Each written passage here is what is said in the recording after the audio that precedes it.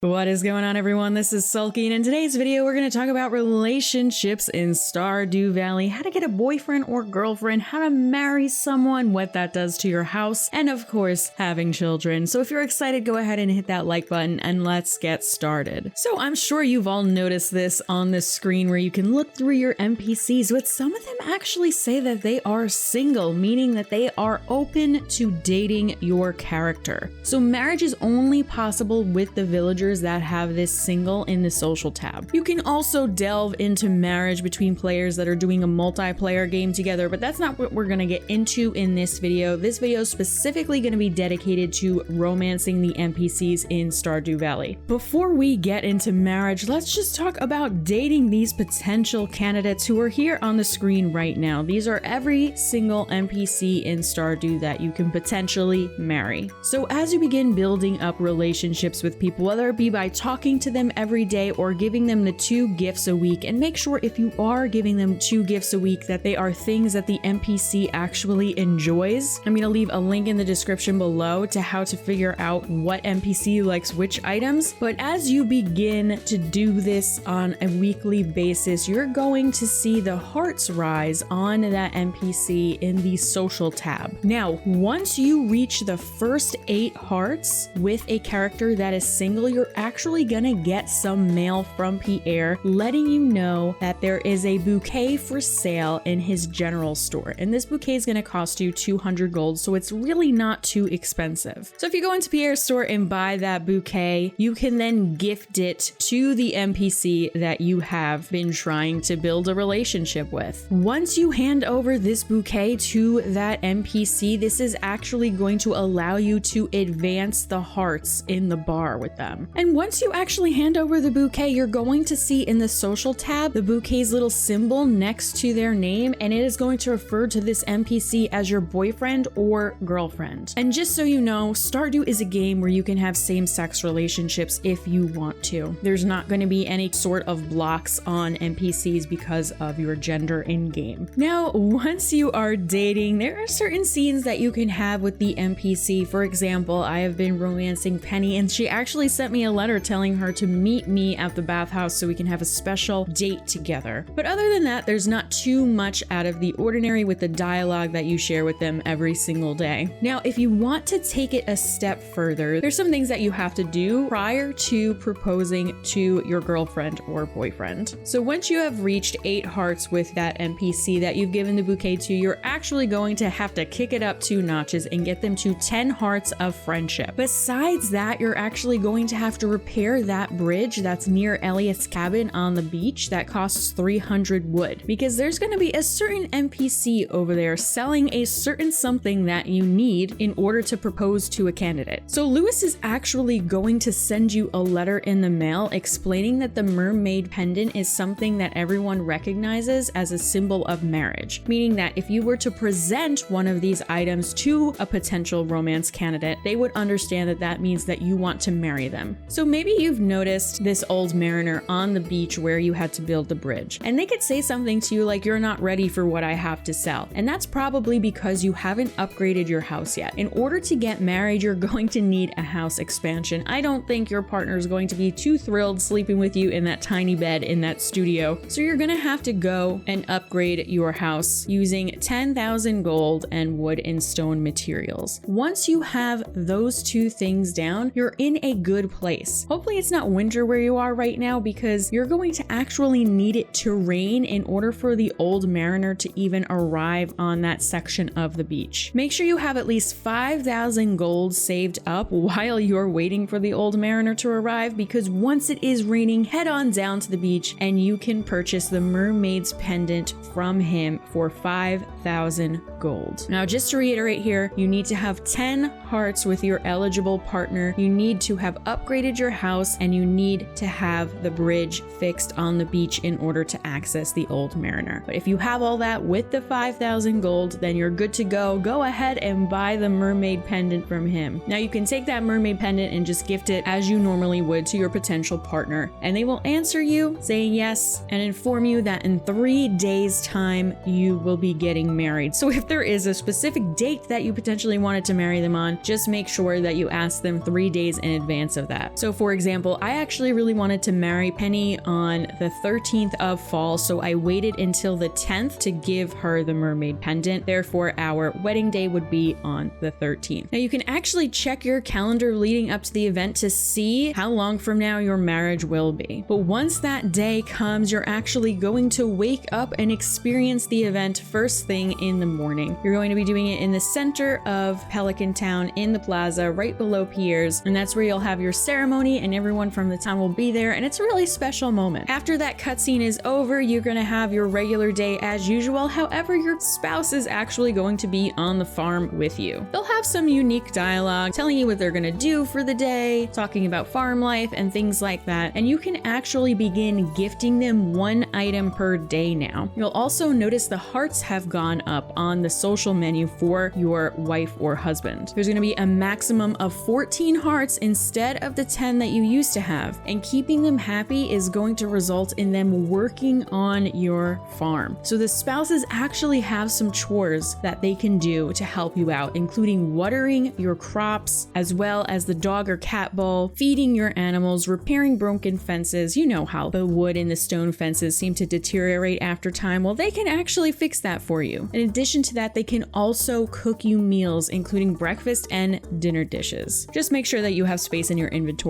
for it before interacting with them. But as you build that relationship up more and more with them, you'll notice them helping out more around the farm. Now, in addition to this, you can also obtain a star drop from your spouse. This is a random chance to obtain it once you're at 12.5 hearts with them. Now, in addition to this, having a spouse actually changes some things up on your farm. You'll notice the interior of your house on the right side is going to have a room dedicated to their interests. You can see all of the different room choices for the NPCs right here, but essentially it's going to be based on what they like to do. Penny is sort of a bookworm, therefore I have like a little library set up in my home, but here are all the options for you. They're also going to have their own little outside area that's unique, and that's that little area right behind your house where there's some stone and fencing around. For Penny, she has a little garden going on, but here are all the other options that you can have for the different NPCs in the game. Now, you may want to consider getting a child in the future. Now, this is another thing where you're going to have to upgrade your home in order to get a child, because of course you need some space for them. So if you upgrade your house again and get the room that has the nursery built in, you're sort of set up to have a child at this point. Make sure you maintain a 10 heart at least relationship with your wife or husband and have been married for at least 7 days. You might be asked if you want to have a child. There's around a 5% chance for this, so it might take a bit for it to be prompted. If you end up saying yes, you're actually going to have a baby 14 days later, and it's just going to appear in the crib that's in your nursery. If you end up saying no the first time around, maybe you're not ready for a kid yet, that's totally fine. There's still going to be that 5% chance that your spouse continues to ask you each night that you're married and maintain those 10 hearts. Now, if you're a same-sex couple, you're going to go through a similar thing, only they're going to ask about adoption rather than having a baby. You still need to have the 10 hearts, and you have to have the nursery and be married for at least 7 days for this to occur. So it's the same prerequisites for it. So if you agree, your adoption is going to occur 14 days later, and your spouse will actually let you know that the adoption paperwork has been filled out and they're ready to go. You're going to get a note in the middle of the night saying that the adoption agency dropped off your new baby while you were sleeping, and you're going to see them appear in the nursery right after that. So the first 14 days of having the baby is just going to stay asleep in the nursery room. Then once they age a little bit, they're going to be able to stand up in